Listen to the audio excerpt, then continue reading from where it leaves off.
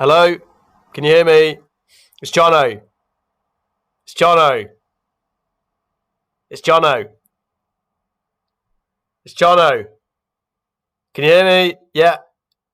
Yeah. Yeah. It's Jonno. Hi, everybody. I'm Jonno. Congratulations to Louise and Chris on your wedding day. It's 3 o'clock now. It's 3:10. So you've been married for about 3.5 hours. Well done. I hope it's been a good start to the marriage. Yeah, as I've said, I'm Jonno. I am one of the best men for today. I'm sorry that I'm not there with you all in person, but I just have a few words to say about Chris.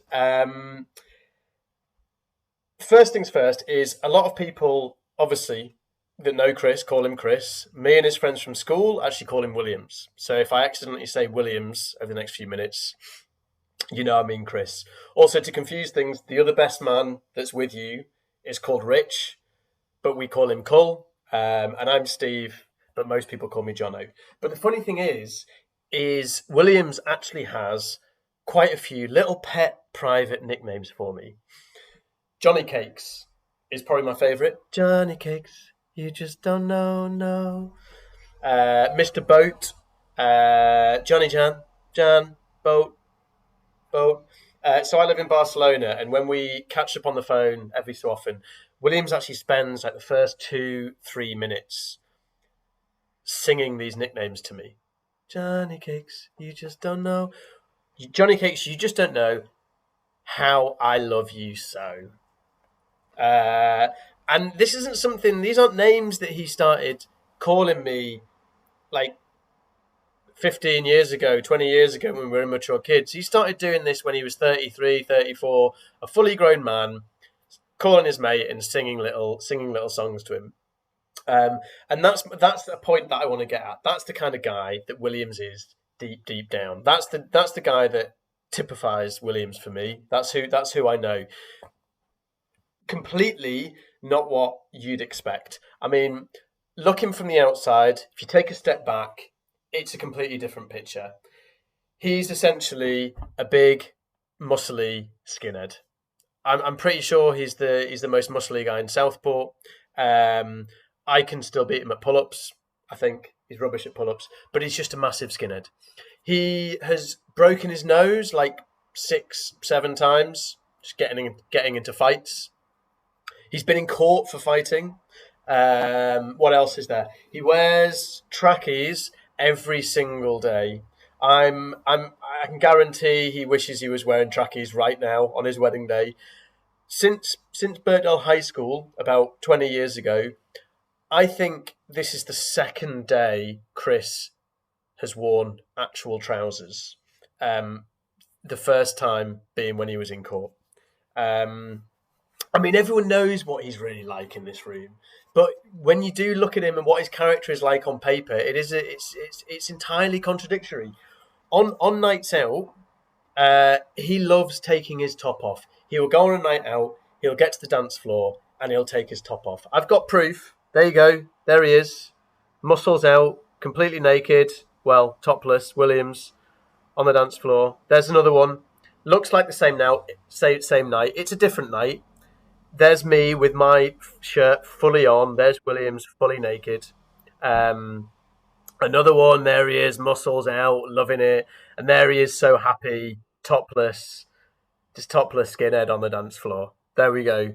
I can guarantee he will be topless by the end of his wedding. You know, you'll try and stop him. You'll be like, Williams, it's your wedding day. Come on, don't do it tonight. He'll take his top off, guaranteed. He loves Magaluf. It's his favourite place in the world. I'm not going to go into that. He knocks down walls for a living. What I'm trying to say, he's essentially a massive scally. If it wasn't for this little handkerchief in his jacket pocket, you'd probably think he was going back to court. He's just a big scally. So really, we have Louise Rimmer to thank for keeping him on the straight and narrow. A few years ago, who knows where he could have ended up. He was on a very slippery, scally slope. But during the time that Chris and Louise met, it was in 2006. Me and Chris used to work together on the night shift in Asda. It was the dream job. We'd both just spent 3 years at university and around £15,000 each studying shelf stacking. Williams wanted to stay on and do a master's in facing up, but I managed to convince him there was a new big Asda opening up in Southport, and this was our big opportunity. So we moved back in with our parents. We breezed through the interview process and landed our dream jobs. And for about a year and a half, every night at 8:45 p.m., Jill Williams, hi Jill, shout out to you, would drive us both in the back of her car in our lovely green nylon shirts. And I remember me and Chris used to look at each other in the back of that car and we cried. We'd made it. It was happening. Now, if you were to have visited Asda in around about 2006, 2007, there's a great chance you would have seen our work, our shelf stacking work. We were a brilliant team on the can dial. Every single can of Heinz baked beans was lined up to perfection. But despite that, Williams and I got increasingly distracted by one specific thing: the cardboard box packaging of Uncle Ben's rice, because it made the perfect frisbee. It was the best frisbee.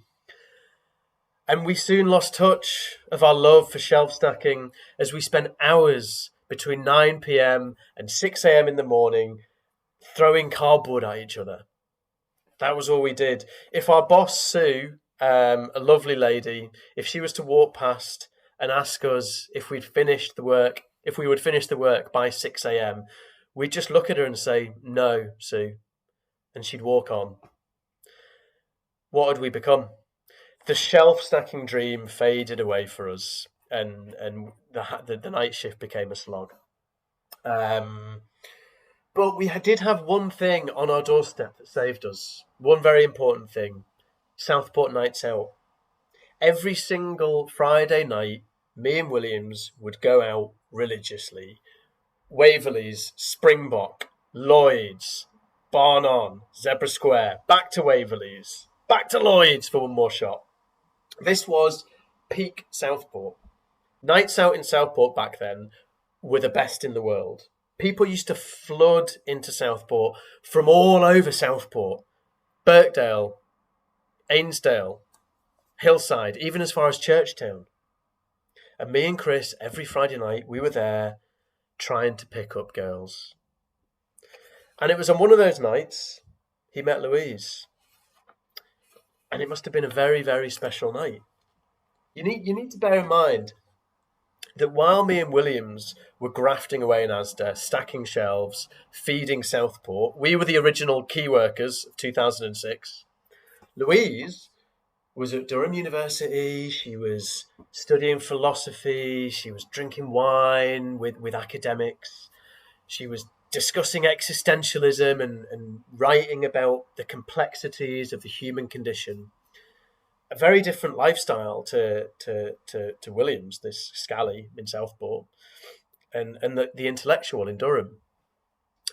Now, Louise must have been so used to all these highbrow intellectual guys at Durham University, with the floppy hair and their earnest expressions.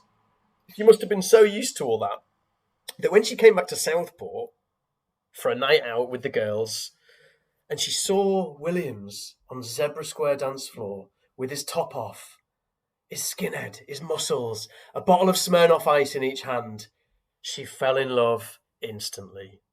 It was love at first sight.